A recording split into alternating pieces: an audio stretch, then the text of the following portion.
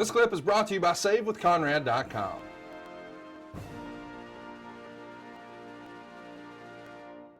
Let's talk about SmackDown the next night in Los Angeles.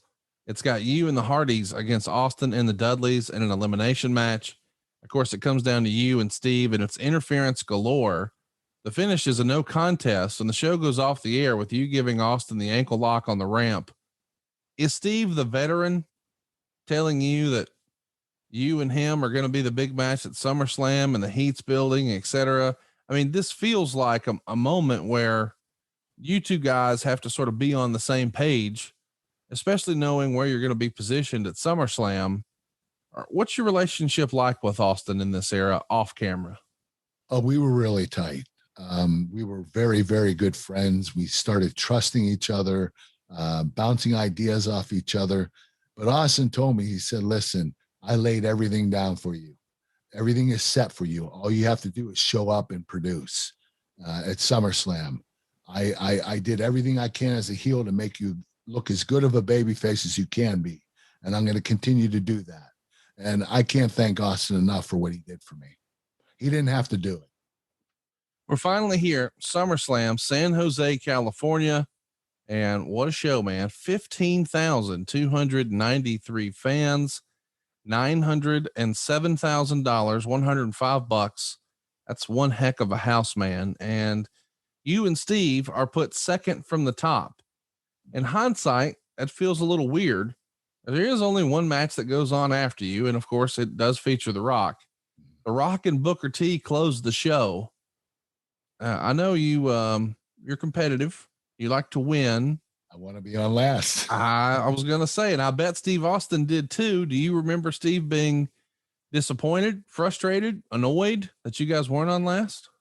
Well, I think it was because it was Rocky's big return, and a superstar like him that returns, you're going to want to give him the main event spot.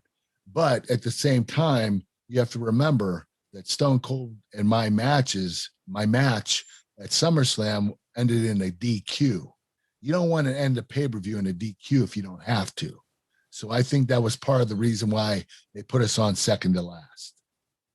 Keegan writes in, although the invasion storyline hasn't been well received from a creative standpoint, do you think you and Austin arguably had some of your best matches in your careers during this 2001 run?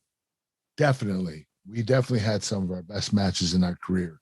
And rightfully so. We were both prime workers. We both had a lot of talent, and we had incredible chemistry. So there was no doubt we were going to have great matches. Tell me a little bit about the match itself here. Umar says, Kurt, this match is probably your most underrated WWF match of all time. Would you agree? Yes, I think so. And it's because of the DQ finish. So if it wasn't a DQ finish, I think they'd be talking about it like they do my match with Shawn Michaels, WrestleMania 21, or my match against Eddie, WrestleMania 20, or my match against Brock Lesnar at WrestleMania 19, or my match against Benoit at the Royal Rumble 2003. But yeah, they definitely would be talking about it if it weren't a DQ finish, if it was a clean finish.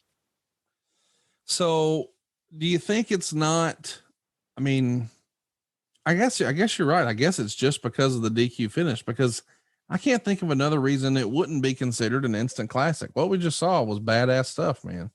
It was pretty awesome. I was actually really surprised. It was better than I remembered. And I'm very proud of that match. And I know Stone Cold would be too. Hey, it's Conrad Thompson. Thanks for checking out the podcast here on YouTube. Be sure to hit the subscribe button and the notifications bell so you get a notice anytime we upload some new content. And go save yourself some money right now. If you're in a 30-year loan or you have credit card debt, it's not a matter of if I can save you money. It's a matter of how much. Find out right now for free at SaveWithConrad.com.